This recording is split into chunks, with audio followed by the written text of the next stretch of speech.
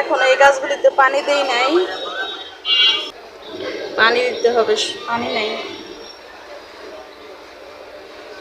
আবার নতুন করে যে শাকের পাতাই হইতেছে, কিছুদিনের মধ্যেই আবার কাইটে খাওয়া যাবে।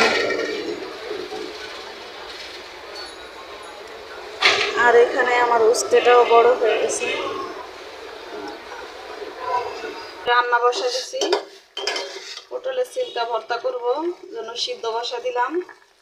এখানে আলু কেটে নিছি, আর এই যে মুরগি ভেজে নিলাম।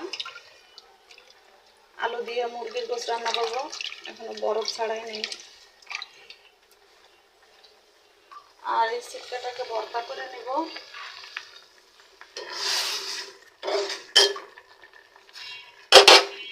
এই দেখেন ভর্তাটা বাটা শেষ। আর এখানে তরকারিটাও বসা দিছি, মুরগিটা ভালো করে কষা নেব।